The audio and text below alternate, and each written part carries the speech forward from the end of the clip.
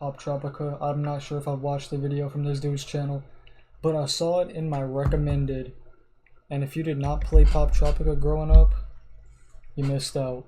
Any off chance I got at school, I played it until they banned it in like 6th grade. But any off chance I got, I played it. Go home, played it a little bit here and there. This game's a classic though. For the past Let's lock in. Why's the volume so low? For the past 15 years, Poptropica has existed as an MMO revolving around solving problems across dozens of islands and even learning new things along the way. However, beneath all of that, there has existed a massive and kind of convoluted story that almost nobody has seemed to look into. So let's go right in and find out what's been going on in this world throughout all of this time. Hi everybody, I'm here in the Oval Office. I've become president. There's been a lot going on in the past couple weeks. Is that Terry Crews in a wig? Even I don't know how I got here, but I sure am, and I'm ready to do president stuff like declare wars and make laws, or at least I'm pretty sure that's what I do. So Poptropica has been on my mind for quite some time now. It definitely gave me the vibe of something deeper going on as a story behind the scenes, and boy howdy, there sure was, and I don't know how I feel about that. Our story today takes place primarily between two locations or planets, whatever you want to call them. At least one of the two are called Poptropica. For the sake of this, I'm gonna call the one that is for sure Poptropica. The second one is basically Earth. Not our exact one-for-one world, just one where Adam and Eve were replaced by Mr. Pringle and an oyster, because all the people look like this. I'll be dubbing this not Earth as Harrison, because I'd rather call it Harrison than not Earth. Supposedly the same stuff plays out in Harrison as it did for Earth. Pretty much one for one, but only kind of and only sometimes, and every once in a while a random part of the world becomes accessible by Poptropicans, or I remember that. That was fire. That was cool. I'm gonna say one or the other. You just gotta accept it. And by that I mean at random points in time, at random parts of Harrison, sections of the world will appear in Poptropica planet as islands. They basically act as portals when this is the case. Very rarely will islands stop acting as portals, but if they close, they remain closed regardless of what side the portal people are on. I would best describe it like a game of whack-a-mole. Imagine that on the game cabinet, we're looking at where the moles actually pop out and get hit, and treat this like the portal. The exterior of that is the Poptropica plane, where we can use our external forces, i.e. in this case, the hammer, to hit the moles, which I would consider exploring the islands when they show up. Imagine also that if in this case, the hammer doesn't lower the moles, but if hit wrong, it can alter the timeline of whack-a-mole, which by proxy messes up all of reality. Eventually, if you hit the mole with a hammer or not, the mole should be expected to return. Buddy, you're yapping, bro. People who make these videos, come on, just... Why are we talking about whack-a-mole, bro? Back into the hole and away from crossing between planes. One tiny problem with this though, because all of the islands are from separate times in history, the timeline is fundamentally flawed, dumb, and stupid. And the butterfly effects that can happen here run so rampant, and it's this unpredictable hellscape. But that's great to get out of the way. In this game, it's good to know that time as a whole in this universe is as sturdy as a cheese stick. There are multiple ways to decipher this story. For the sake of this, I'm gonna assume the release dates of these things are when they happen in Poptropica time, but I'll use our own history to determine when Harrison Islands take place in their time points. In my eyes, the best place to start has to be in the books, more specifically the 4 graphic novels that take place in I had no clue they dropped books. 2015 on both timelines. And you know me, I love reading, so this'll be fun. So in the books, we got 3 kids that are important. There's Oliver, who is in fact a main character. His dad left the family and divorced because of him, by the way. His mom remarries to the dad of one of the other kids, Maya, and they hate each other at the time being, and Maya is still a little salty of her mom dying on a random Christmas morning. Honestly, fair, you can't be too upset. There is really Poptropica lore. About that. And then there's also George. He's the fat one. That's his character trait. You know the meme about like pizza and friends equaling fun?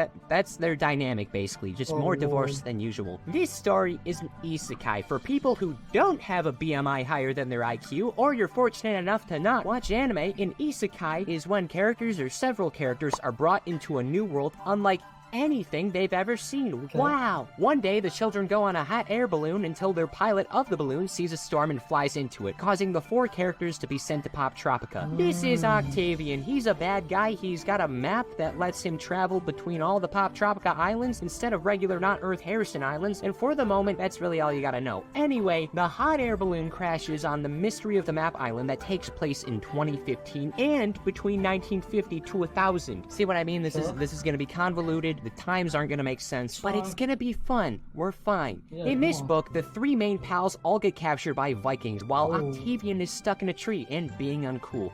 You can play through this book in the game version, but otherwise everything plays out about the same. The kids escape while Octavian gets captured by the Vikings. This immediately gets undone in the second book when Octavian cleaves the skull of a Viking. There is a kill count in Poptropica. It will go up. The trio goes to a few islands and just get absolutely curb stomped everywhere. They just cause a lot of riots. They almost die in the Arctic to a snowstorm and polar bear, but don't thanks to a crashed ship dealing with scurvy, and meet Lieutenant Rogers and Captain Franklin. They all quickly become pals after feeding the crew oranges, then they try to find an escape only for the boat to get destroyed by the same polar bear from before. They return and a few things happen, namely that Octavian shows up again and steals the magic map back from the kids. Lieutenant Rogers has like a tribal tattoo, a lot of characters do in fact. Oh, and a magical spaceship flies in and abducts the children. We got a new character now, Spencer Albright. He's the leader of the Secret Society, and these guys are important to this story specifically. See, because of how everything works in the world, you know, that existence itself is about as stable as a stale Twizzler, and there's bad antics everywhere and whatnot, there's gotta be some precautions. In Poptropica, the Secret Society and members of this group do everything they have to make sure the portals through time don't get tampered with. This is so much deeper than I expected. What is happening right now? And change the timeline. Octavian originally was a member until he met this one woman named Paula, and they started a relationship. One problem though, she lives on Harrison, specifically in a small European town around August in the year of 79. Do you know anything that happens in any small European town around August in the year 79? Pompeii.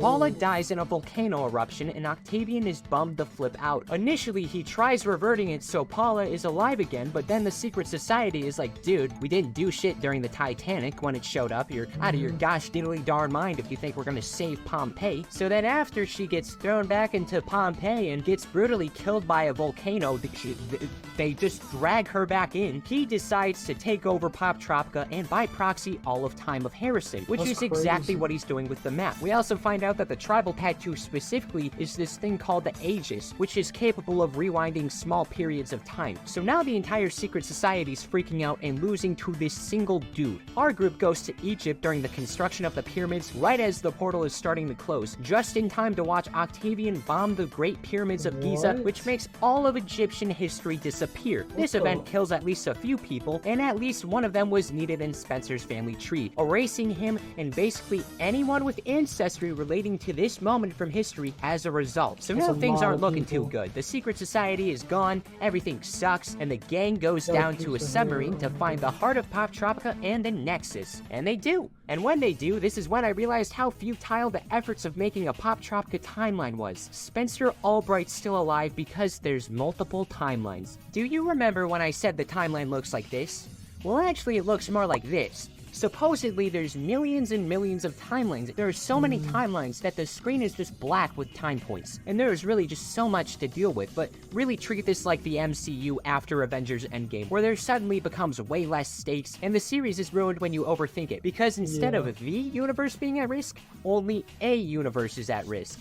Do you see the problem? There's not much intensity now. So then each character sees themselves in a different timeline, and the Octavian of our timeline we've been following dies trying to hop between realities to see his girlfriend. He dies because he's horny, long story short. Oliver and friends all can finally go home, and just in case Poptropica needs more help, they get time crystals so they can hop back. I should also add that there's a comic strip following Oliver and George without Maya, and they play out about the same but without an extensive story. These are two entirely different characters from these two. I don't know what to do with them, so we're just gonna sweep this under the rug. We're gonna entirely ignore it. This is not real. We're not gonna acknowledge this, but we are gonna acknowledge this 10-second long bit. This little talk by lovable president uses to play Poptropica. That's I like free stuff, and you should like that I like free stuff. Also, in some exciting news. Excuse me, Mr. True President, sir. What are you doing in my new safe space? Why are you interrupting my sponsor segment? Well, sir, I'm your secretary, Jake Miller, seen on my glamorous name tag, and you gotta knock your lawmaking antics to flip off. What is happening? What? Well, you see, does your name have 3 new laws until my...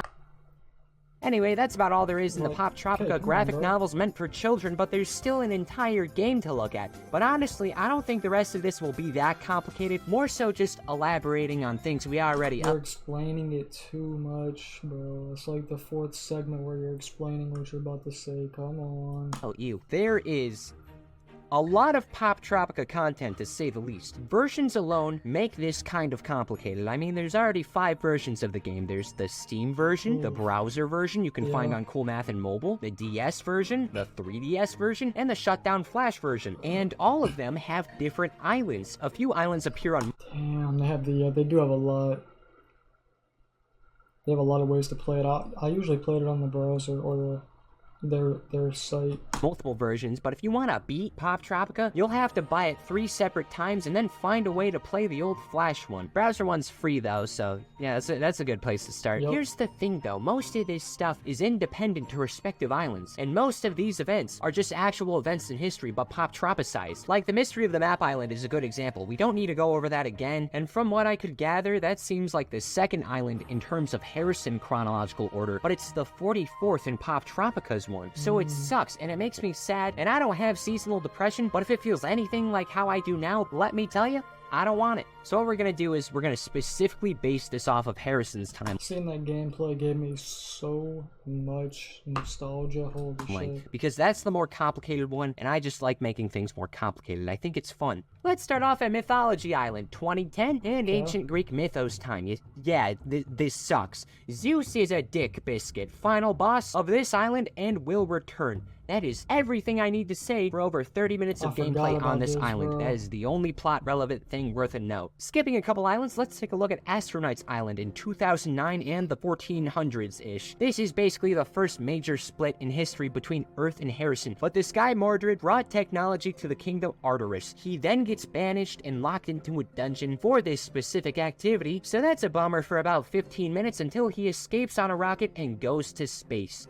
In the 1400s. So then the medieval kingdom thinks he died in space, but the princess isn't so sure. So she investigates and gets abducted by aliens led by Mordred, who's turned himself into a cyborg by the name of Binary Bard. So then after a fun space adventure, that doesn't happen, and he presumably gets killed by a space chandelier. 2010, in the 17th century probably. Pirates! Wowie! Captain Crawfish. He's a captain and not a crawfish. He's a bad guy. So Stop the bad guy. He's bad and a pirate. 2011, and whenever Thomas Edison specifically was on a train. On Mystery Train Island, I'm sure this is gonna shock you, Thomas Edison is on a train, and then a lady does train crimes, and then she's arrested for doing such. There's about 20 to 30 villains in this series, not all of them got cooked properly. 2012 and 1912, the Titanic sinks, and just need to emphasize this once again, the secret society just let it happen. Might come as a shock for some, but usually I lose my cool near the end of our lovely discussions, but the implication that every single tragedy, event, and disaster that happened on Earth happened in Poptropica is too much. Do you have any idea how many tragedies that would include? We already saw Pompeii. We already saw the Titanic. Do you know what else is all but confirmed in Poptropica land? Slavery, communism, crusades, plagues, hurricanes, both world wars and everything surrounding them. The Salem witch trials, assassinations, Stranger Things, you name it, the Pringle people have done it. Bro, the amount of times I played that reality TV mode, holy shit.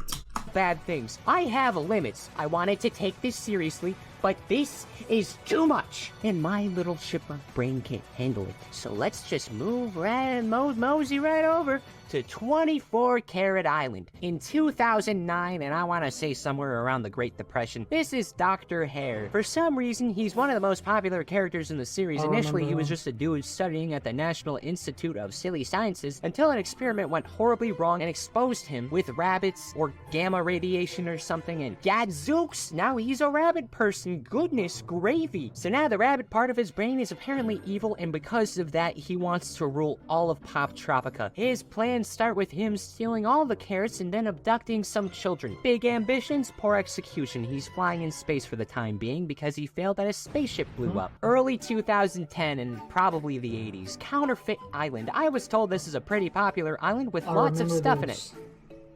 I only want to talk about Balloon Boy. This is the greatest character in the series, no competition. In this island, you give him a counterfeit balloon that takes him into the sky forever. I'm not even joking about this. You can just see him in the background of a lot of random areas in the game, existing in his own silly world with nothing but him and a green balloon. I love this guy mainly because he reminds me of Cliffhanger from Between the Lines, and I like Between the Lines. And with that, we have finished everything you need to know with the first part of this timeline. Yeah, I hate to be the bearer of news, I wouldn't say it's bad, but from the looks of it, some of the islands take place in the future, or at least that's what it seems like. I wouldn't know. There's this one island I'm putting here, but I guess it could be anywhere in the timeline. In 2008, there was Time Tangled Island. You know what's better than a game about time travel? An island about time travel inside the game that's about time travel. In my opinion, this is the best normal island to introduce players into the game. Just an easy time travel adventure. It was the one where I said a lot of fun stuff to myself, like, why do I need to go into 2 inventories when attempting to use an island? Or why is this game considered educational? I would say like 4% of this game was even remotely educational. And why are all the controls in this game only using a computer mouse? You got over 12 fun buttons on a keyboard. It might just be me, but some of my fingers on my right hand cramp really quickly from excessive clicking. So this is more of a personal problem than anything, but if you want to avoid my terrible fate, word of advice, if a friend challenges you to punch a saw blade, don't punch a saw blade, especially when it's running. Anyway, this island involves you saving the future by going back in time and fixing a dozen points in time. Does this Poptropica island remind you of anything? It's Poptropica. There's a Poptropica inside a Poptropica. This is a planet model versus the actual solar system. Next island, the near future. We're in the future now. Mission Atlantis seems to have really advanced submarines and aliens. Lunar Colony Island is based on a moon base, and Cryptid Island has cryptids. I put all of them in the near future because of Cryptid Island specifically. A big part of the island follows the Jersey Devil, which in this situation is 300 years old. The Jersey Devil was born in 1735 in the original story, so just add 300 to it, and now we got the year 2035. Now these islands could be interchangeable in order, but a moon base and more advanced submarines seem plausible enough to hover around 2035. But I mean, come back in 12 years and let me know. I'll give you a high five if I'm not dead. The nearest future, I suppose, it's slightly more in the future. Virus Hunter Island, Superpower Island, and Spy Island are all in this kind of weird limbo. They most likely take place in the future, and respectively, they have shrinking technology devices and nanotech, superpowers available to the public, and spy technology. So really, it would more so be based on when these things show up in the world. They might already exist. I wouldn't know. You think I care about nanotech? No, I'm just a stupid cartoon on the internet. My favorite color is purple. Do you think I care about your stupid nanotech?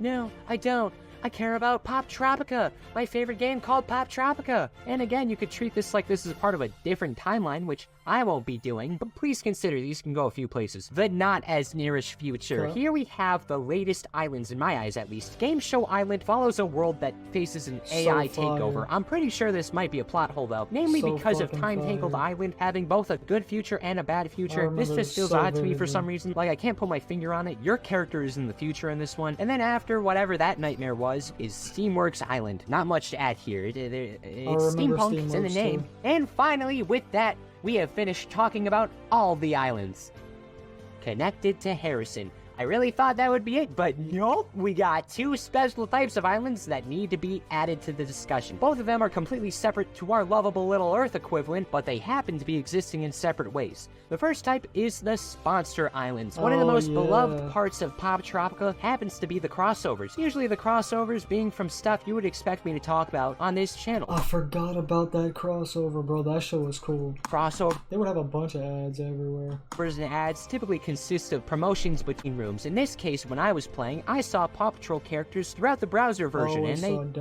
do that.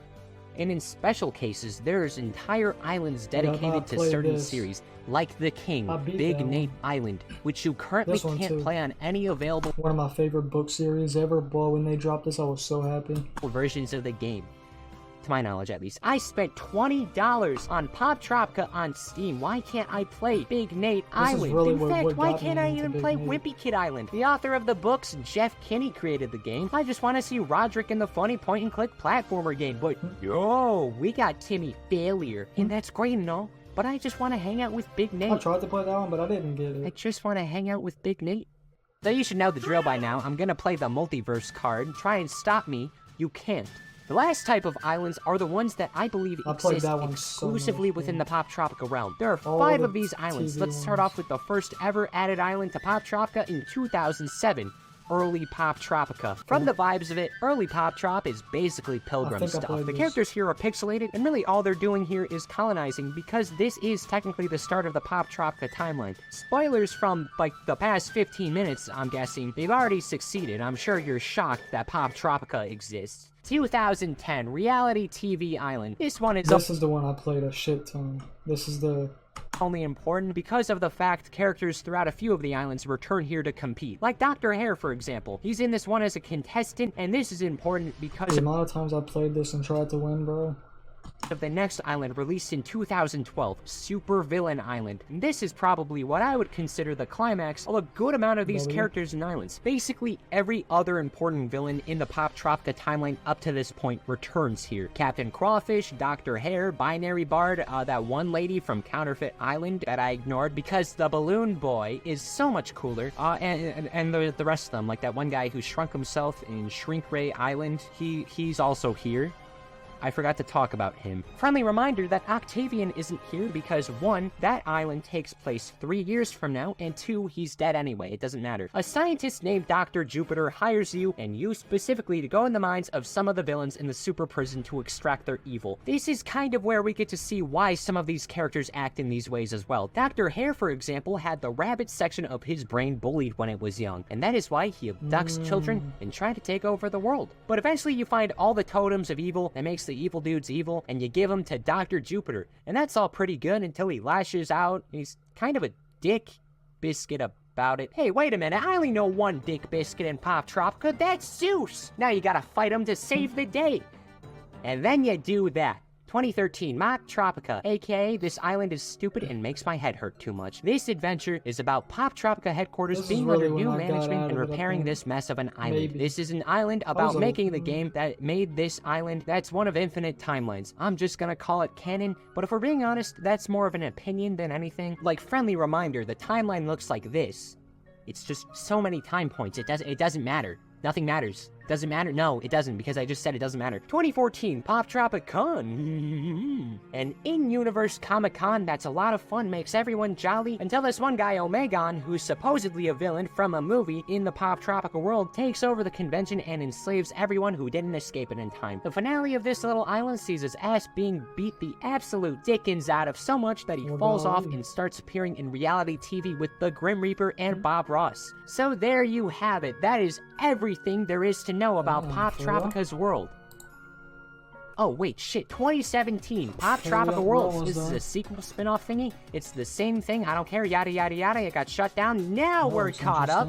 That is everything. Here's an official Chupo timeline of the islands. Again, I skipped and trimmed through the islands, but if I were to guess, it looks something like this. Don't take this as fact, but more so like a template of my own version of the order of events. You know, there's a good chance some of this is wronger than wrong, but going by Poptropica logic, there's a timeline where I was entirely right, so you can't argue with this. This is fact. I'm smarter and cooler than you. Even though I didn't acknowledge all of the islands, I still liked a good amount of them. I enjoyed Pelican Rock and Monster Carnival specifically. A lot of these stories are very secluded and limited, so there's not much to say. I have not touched this game in probably like 5 to 10 years. Probably like 10 years, yeah.